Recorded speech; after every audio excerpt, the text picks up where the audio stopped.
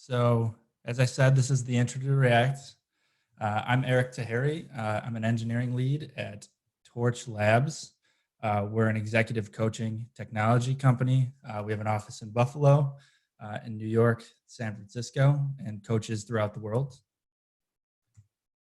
Today, we're going to start with React, what React is, how we use it, and then for the second half, we're going to set up a React project and build a React app. So hopefully by the time that we're done with this, you'll have a React app built and the tools you need to build React apps going forward. And I know there's more workshops this week, specifically around bootstrapping an app in React that this should act as a good first step for the rest of the week. So first off, what is React? React is a JavaScript library for building user interfaces. It lets you compose complex UIs from small and isolated pieces of code called components. React, the secret sauce in React, or like the most valuable thing about React, is the components, and I'll talk a little bit about that. So components are independent, reusable pieces of code. You can think of them as your Legos or your building blocks to your applications. They allow you to build little snippets of code that can be used multiple times, multiple ways. It allows you to build quickly and build in bite-sized chunks. So I'll give you an example of a React component. This is just a component. They're written as classes in JavaScript. For those of you familiar with JavaScript classes, it allows you to segment off a piece of HTML or JSX, and I'll talk a little bit about JSX. JSX is the language that React is written in. So although this looks like HTML and renders like HTML, it's a fancy JavaScript language. But at the end of the day, it ends up in your browser as HTML. So for the purposes of this workshop, we're going to just think of it as an abstracted HTML. So if we look at this component, it's just rendering a list of shopping items within a div, and it has a heading of H1.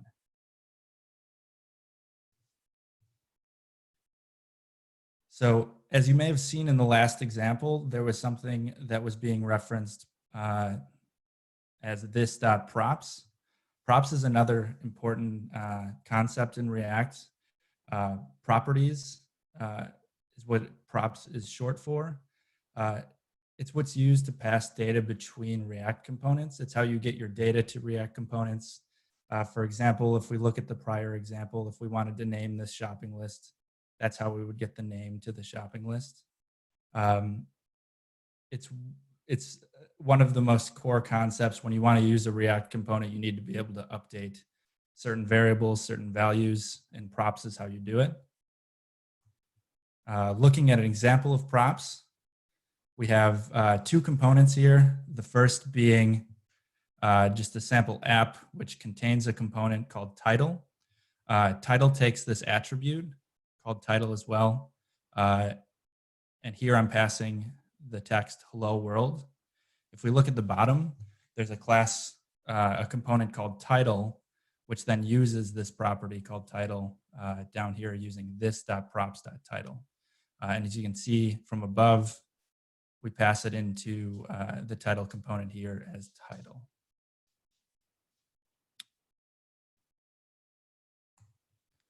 What else is there? So there's state as well, which is similar to props, but has a few distinctions. So state is a built-in object or a data object within React components. It allows components to manage their own data. But unlike props, which props are passed to components, you cannot pass data within components as state. So I'll give you an example to clarify that. So here we have a component called app as well that renders a button. And say we want the button to do something when we click the button. So if we look at this button down here, you see an on-click and it sets a state to a value, or we set the state of value to checked or clicked, excuse me. At the top here, we have this dot state. This is all within the one component. And as you can see on this component, we're not using props at all. So when the button is clicked, we have access to this value as part of state. So this value is only set within this component, and you can actually change this value whenever you want using this dot state. So to clarify the difference between state and props, as I said, props are read-only. Props are passed in from the parent. So in the example where we had the title, props came in when you were using the title component. Props are accessed through this dot props. So in the example, this dot props dot title is how we access the title prop. State, on the other hand, can be modified using this dot state. And state is created within a component. Similarly to props, it's accessed through kind of a similar notation, but in this case, it's this dot state.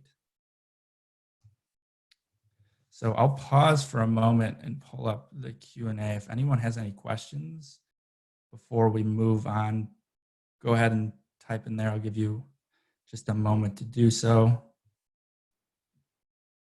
A lot of these concepts will become more clear as you build the demo app that we have planned for today.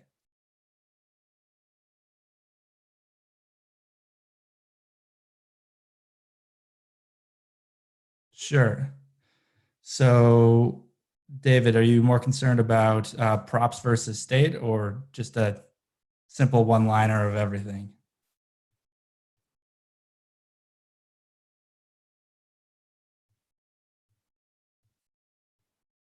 Gotcha. So I could boil it down. So React is a JavaScript library for building UIs. It's made up of components, which are the building blocks of the React application. Within components, you have props, which is data passed to components, and state, which is data within components.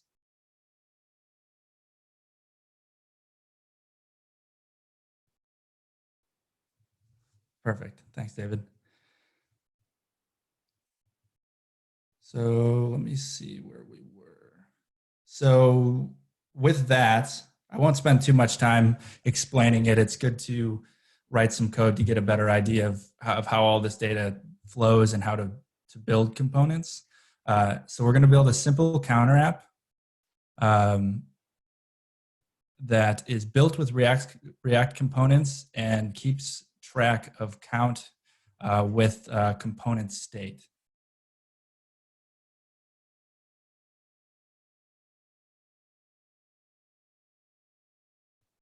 So I'll give you a little example of what we're going to build. We just got to drop into here.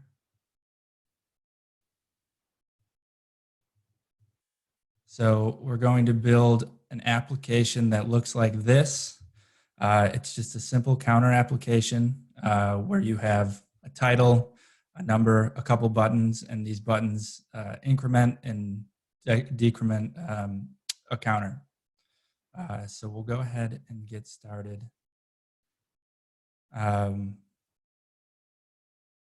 So if you have a terminal available and a code editor available, we can follow these steps to get an app started.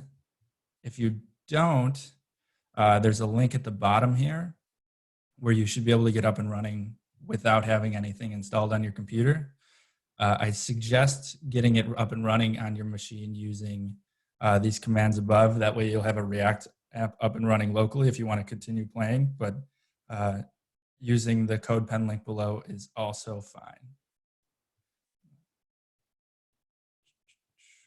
So I will take a look at chat and see if I've missed anything. Nope. So I'll open a terminal here. And you can go to any directory that you think works best for this example. I have a folder set up for Code Buffalo, and I'll go ahead and run this first command here. You also need Node to run this. If you don't have Node, I'd suggest just hopping into the CodePen. But we're using npx as well as create React app. npx is just a fancy Node package that allows you to run Node libraries without having to install them. This is iTerm, I believe. You can use any terminal that your computer has on it. So the native Apple terminal, or even if you're using Windows, whatever the Windows terminal is.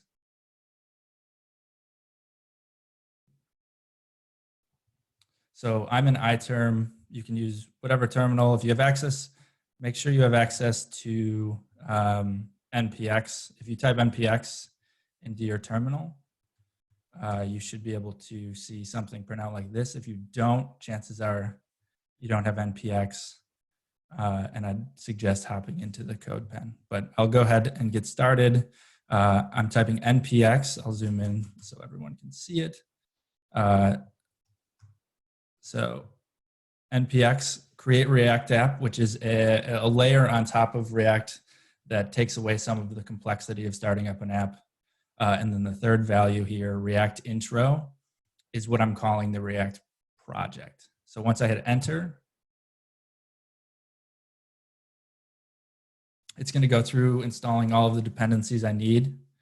It's creating a new app, as you can see, users, Eric Tahiri, Code Buffalo, React intro. It'll go through and install all the dependencies I need and set up the project in a state that it's pretty much ready to run. So I'll let that run for a second. If anyone has any questions now, feel free to ask them.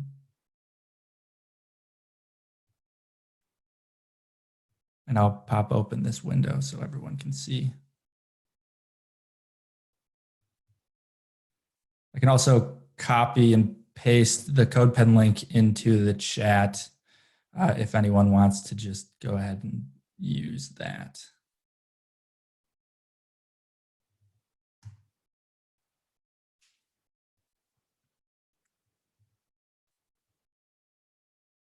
All right. Where can we find the PowerPoint? We could share it afterwards. Or is there a Slack you recommend I share it, Lauren? Yeah, we can share it in the Code Buffalo Slack. Gotcha. I'll just put I'll put the link in chat for now, and then we can share it afterwards as well. Yeah, I think that makes sense. Gotcha. So it's in the chat if you'd like it. Xander, to answer your question, npx does not create a container similar to Docker. This is just using the libraries on your local machine. Docker comes in handy if you want to keep your dependencies all in a small container or a segmented off container. But for this example, we're just going to stick with out of the box machine dependencies. Sanjo, I plan on stepping through to give a little bit of tour, to give a tour of what comes with Create React App. So it looks like the script was run. We have Create React App and our demo app installed. If I list and see what we have a React intro app. That's the app or whatever you named it. We can go inside of that React intro and take a peek. So we have a few files. We have a README, node modules, which is what's installed as part of a JavaScript project, a package.json, a public folder, a source folder, and a yarn file. I won't get into the yarn file. It's just a way to keep track of dependencies that are required within the project. But I'll go ahead and open this in an editor to make it a little bit easier to browse. So if we take a peek within the source folder, we have a few files, app.js being the most important of them. This is the main file for the React app. If you're looking at CodePen, you probably just see a function called app. It should translate pretty closely with this without the extra files. So we have an app.js file, an app.css file, which are the styles for the app. And we can look at a few of the other things here. There's like an index.css file, an index.js file, which is what starts up the entire app, which we won't be concerned with for this. And pretty much the remainder of the files, or the remaining files, are not necessary for this demo. But I suggest if you want to take a peek, most of them are documented if you want to read through and see what they are. So if we move back to the app.js file, we can see that it's rendering a function called app. Not to get too specific, but React components can also be functions. They ultimately render markup that looks like HTML. Either way you use it, it works the same way. So now that we're a little bit familiar with the app, let's go ahead and go back to our terminal and run npm start. What this is doing is it's going to run the JavaScript code on a development server, and it should spin it up within your browser. So your browser should pop open, and once it is loaded, you should see a spinning React logo with a prompt that says edit source.js and save to reload. So the cool thing about this is any changes you make to the app.js file. So if we wanted to change this paragraph tag to say hello world, or let's say hello code buffalo, and save it, in our browser, we should see the updated copy.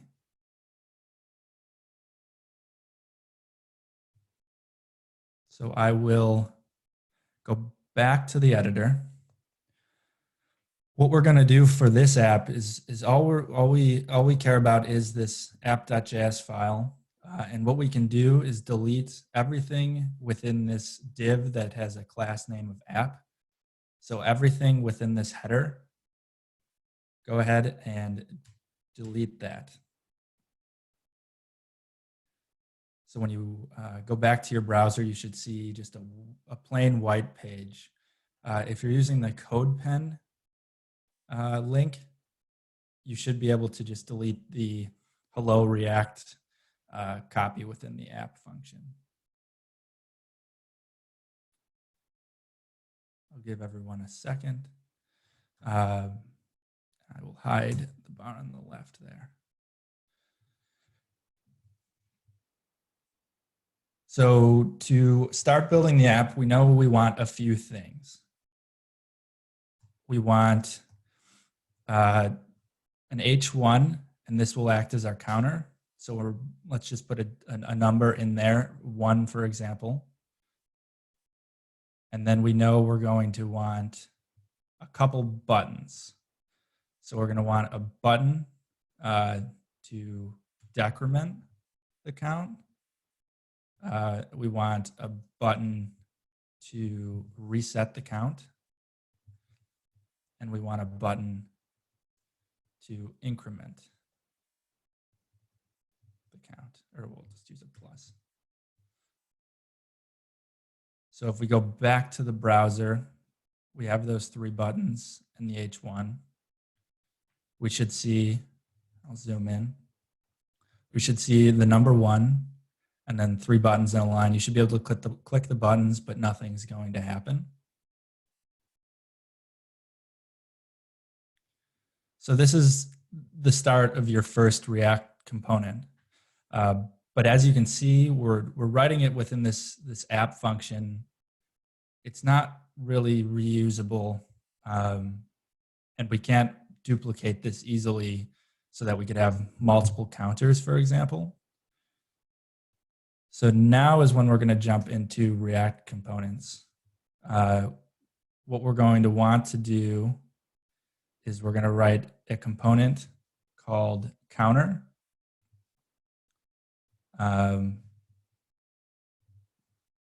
So class counter extends React.component, and you're going to open the curly bracket. So this is creating a React component, and it's making sure that counter has the properties of React components. So this is making a React component called counter. And whenever you write a React component, you're going to have a constructor that's going to take props. This is where all of your setup happens in a React component. Axel does not have to extend React component. As you can see above, you can write it as an app and return the markup that way. There's also different types of React components that if we have time later, we could get into a little bit. But for the purposes of this workshop, we're going to stick to React.component. So the counter component, we have a constructor now. We're going to leave the constructor empty. And for all React components, you need a render function. And what that does is it tells the component what it's going to need to output to the browser. So in your render component, you need to return some markup. In our case, we actually want to render the counter markup. So if we take what we have from above, we're going to just take that block of code that has the H1 and the 3 buttons, and we're going to put it in the return of the render.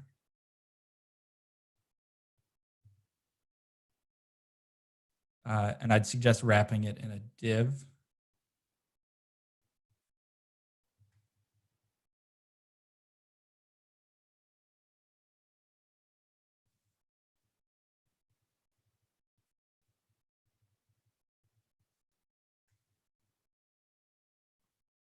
And you can go ahead and delete the markup from above. One thing I actually did forget, so within the constructor, you want to call super with your props. So that properly sets up the React component. So I'll leave this here for a second so everyone can see. And I'll explain what I did a little bit. So we have a React counter component. So class counter extends React.component. We have a constructor, which sets up the React component, and we call super and props. We have a render component or a render function within the component. That's what displays the markup in the browser. And within there, we took our markup that we wrote within the app and we moved it within the render function. So now that we have the counter component set up, if we look at the browser, it's empty because we're not returning anything within our app component here. So our app is just rendering an empty div. So now, since we have this component defined, we want to use it. So what we're going to do is use our counter component, and it looks, and as I said, it looks like HTML, but it's a fancy JavaScript engine that allows you to instantiate components like so. So you open the caret, you use your component name that you define below, and then you can close the markup.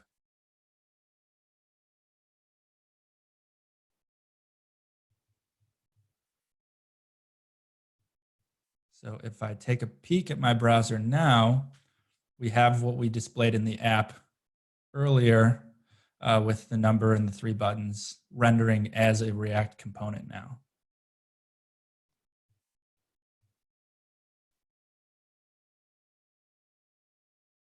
So now we probably want it to do something.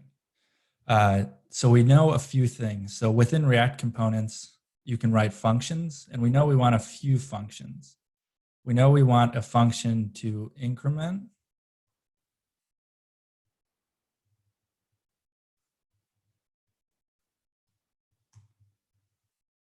We know we want a function to decrement.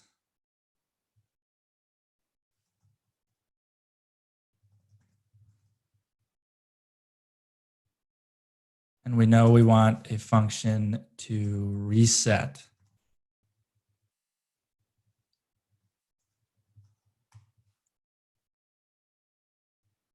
So each of these functions will do something to our count when we want them to do so.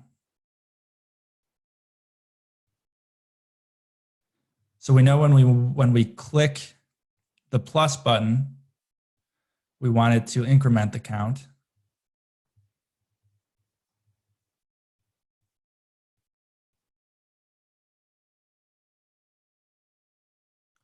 So on buttons, you can add events. In React, in this case, on a button, you can have an on-click event. We know we want that to call the increment function, which is called by this.increment. For reset, we want an on-click that calls this.reset. And for the minus button, we want a button that calls decrement. So now this is great. And if you go back to your browser, you see looks the same. It still doesn't do anything, but we have it most of the way set up. We're just not manipulating anything with the functions, and we have our digit hard-coded as 1. So this is where state comes in. We need to keep track of what the count is and need to be able to manipulate.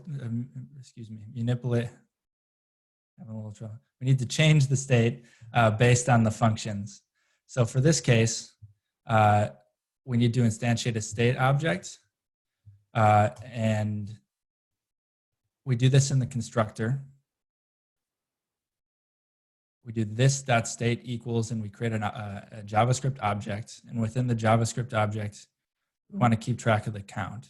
So for this, I'll create a count key. And when we start the app, we want the count to be 0. So once we have that state and we have a count, we can access that via this.state.count. So now if we go down to our component render, we can type this.state.count.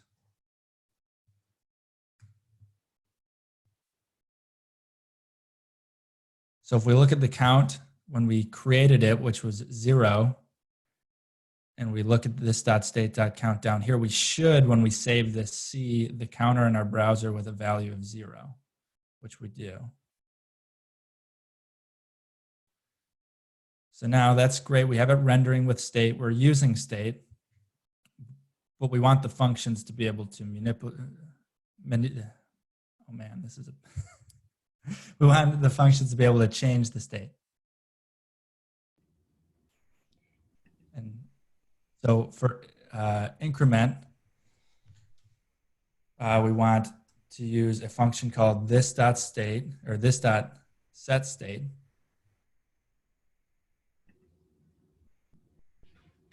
And we want it to change the count. So we'll do count. and we want it to add to the count. So this dot state dot count plus 1.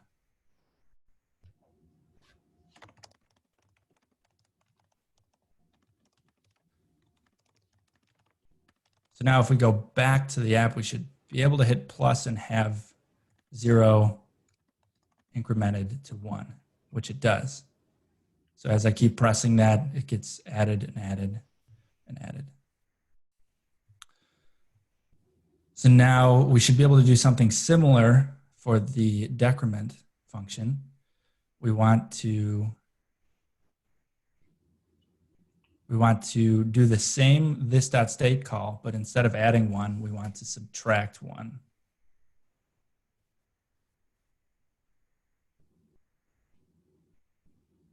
Eric, we just have a question coming in.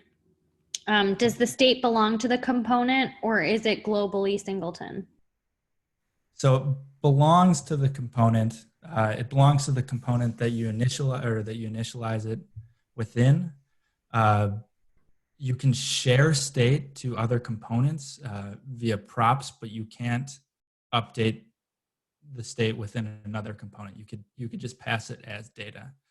So it's specific to the component that it's initialized within.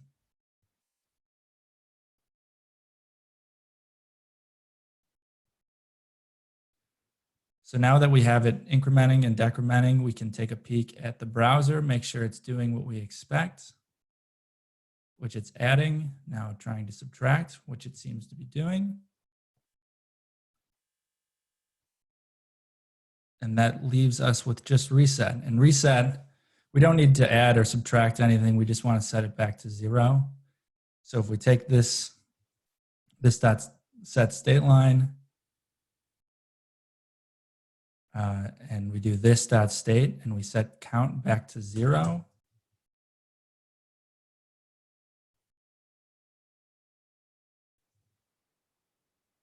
We should see if we add 1, we go to 1. If we hit reset, we go to 0. If we subtract, we go to -1. So it looks like everything's hooked up. We're using state. I'll go over the component once again. So we created a component counter. It extends a React component. We created a constructor, which sets up the component we called super props, which attaches all of the data to the component, or all of the React data to the component. We initialized a state count of 0. We created a render function that rendered the markup for the component, which contains an H1 that renders the count, a button for decrementing the count, a button for resetting the count, and a button for incrementing the count. We created 3 functions to update the state: increment, decrement, and reset, each setting the state according to the button's functionality. So now we have a React component written, and I talked a little bit about props, and I talked a little bit about how we pass props to components. If we look at this component, we're not really using props at all. And say we want to make this counter have a title. We look at the component in the browser, it doesn't have a title.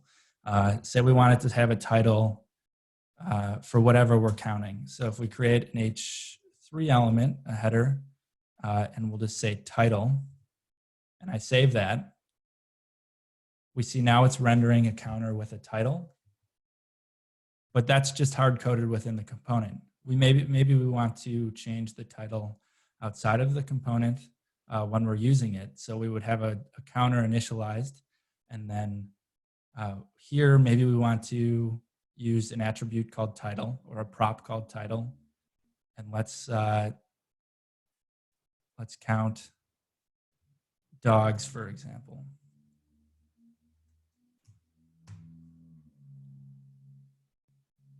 So now we're passing a prop called title to the counter with a value of dogs. But we're still hard coding title within the component. So from our earlier slide, we know that if we use this dot props, we can get the title through the component that or through the property that we created above. So if I use this dot props dot title, we can see that that lines up with the way that we assigned it to the component. And we go back to the browser. We can see that that component now uses the prop of title to render the title of dogs. So now we're using both state and props. We're manipulating. Man, I'm really struggling with that word today. We're using props and state. We're rendering buttons, calling functions with those buttons. And we're using the component above in the app. So the beauty of React components comes in, say we want to use the counter multiple times in multiple places. We can do so by just using the same counter. We can write counter again. Say we want to use a different title of cats, for example. So now we have a div rendering 2 React components of counter, and we save that. We can jump back to the browser and see that we're rendering 2 of the same component. And if we change the count on either of them, it only affects the specific component that you're changing. And if we change the other counter, we see it only impacts that counter.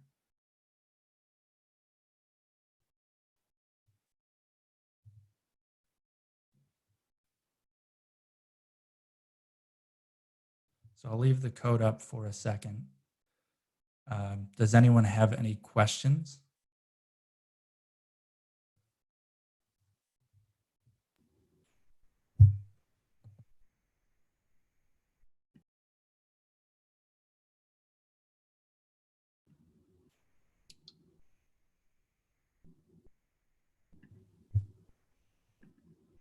Seems like not.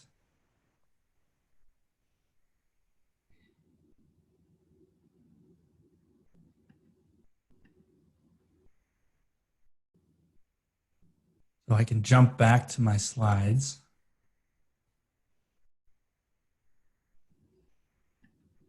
And manipulate was the word I was trying to say, but for some reason it was not coming out. So we built a React app with create React app. And now if you did install create React app on your machine, you should be able to work within that library, play around with it, see what else is in there. This is a good start on understanding how props and state work. Congrats on writing your first, or maybe first React app. The code below here, this link, I will share in the chat as well. This is a finalized version if you want to see the final code.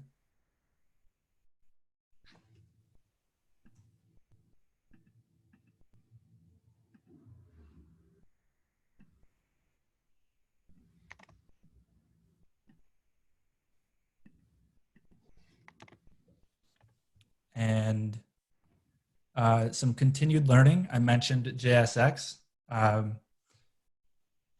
would suggest learning about JSX a little bit if you're getting into React and understanding how it's different from HTML. Also, lifecycle methods. There are functions that are part of React components that allow you to do things like set state or fetch API data on certain states of the app or certain states of the component. I'd also look into component styling. Create React app has some CSS files in there that you can use and see how you can style components to make them look how you want. There's a whole plethora of resources online for React, which is a great thing about the community and the JavaScript library. Lots of tutorials. And I know the workshop later this week should get a little bit more in detail with some of the specifics.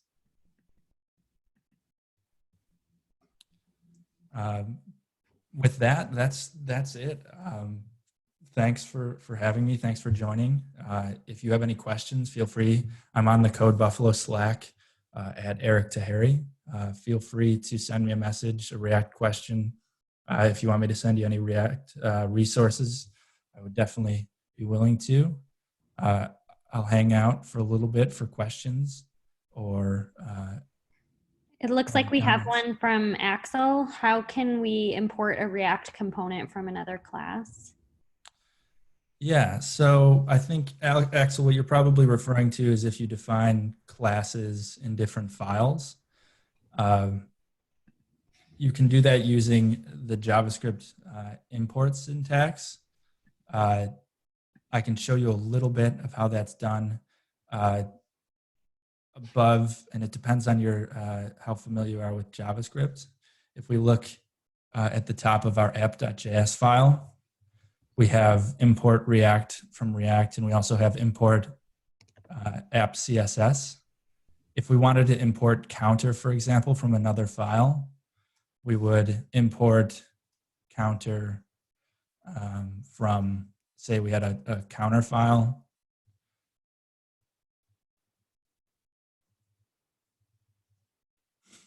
So import counter from counter.js. That would be the solution, assuming counter was on another file.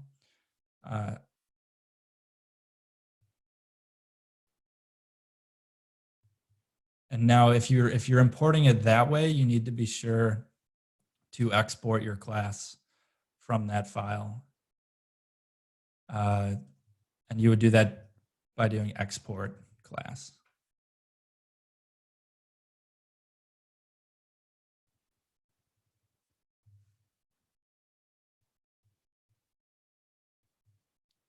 As your app gets bigger, that's more and more necessary. However, for the purposes of this workshop, keeping it all in one file is also a lot easier to keep track of where all the data is.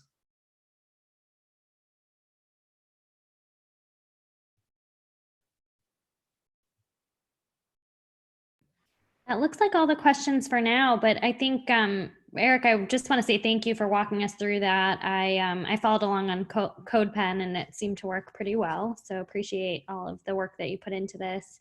And if folks have additional questions, hop on the Code Buffalo Slack channel and I'm happy to relay those questions over to Eric, and definitely join us for the next two workshops we have that are both focused on React, I believe. So I think one's API specific, and then the other one brings the API into React, is my understanding. So great. Getting into the API side of things and the data side of things.